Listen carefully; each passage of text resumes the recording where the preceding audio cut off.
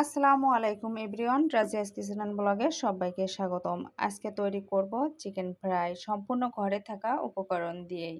তো চলেন দেখি কিভাবে তৈরি করি। এটা তৈরি করার জন্য আমি প্রথমে এখানে কিছু মাংস নিয়ে নিয়েছি। এটা ব্রয়লার মাংস।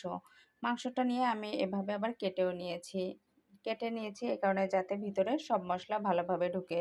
তারপরে আমি এখানে দিয়ে দিচ্ছি লেবুর রস, তারপরে দিয়ে দিচ্ছি স্বাদ মতো লবণ, তারপরে এখানে দিয়ে দিচ্ছি আদা বাটা, রসুন বাটা, তারপরে দিয়ে দিচ্ছি শুকনা মরিচের গুঁড়া, তারপরে দিয়ে দিচ্ছি ম্যাগি নুডলসের ভিতরে যে মশলাটা থাকে সেই মশলাটা। এই মশলাটা দিলে কিন্তু খেতে অনেক স্বাদ হয় এটা। তারপর আমি এটা ভালোভাবে মেখে নিব, আর মেখে নিয়ে আমি আধা ঘন্টার মতো এটা রেস্টে রেখে দিব।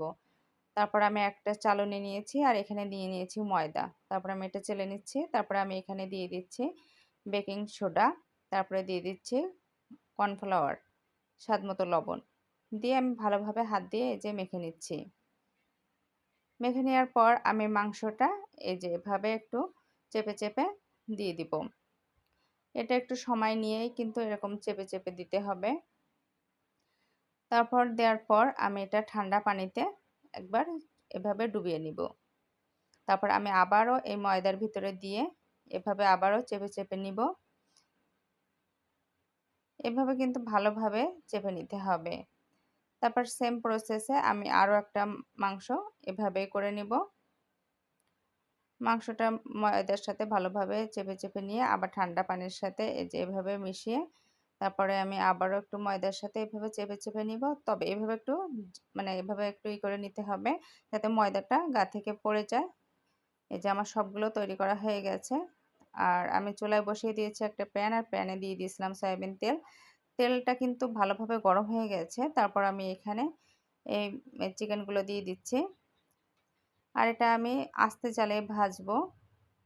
আস্তে জালে না ভাজলে কিন্তু ভিতর থেকে মাংসটা সিদ্ধ হবে না। তো কিছুক্ষণ ভাজার পর আমি এটা এখন উল্টিয়ে দিচ্ছি।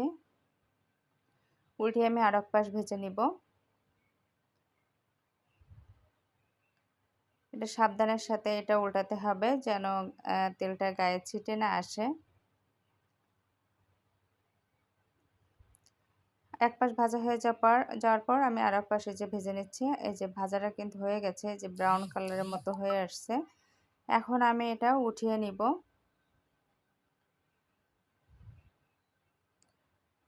এটা কিন্তু তৈরি করতে কোনো রকম ঝামেলাই হয় নাই, খুব সহজেই কিন্তু এটা তৈরি করা যায়। আর এটা কিন্তু বাচ্চারা কিন্তু বেশি পছন্দ করে। আমার ঘরে তো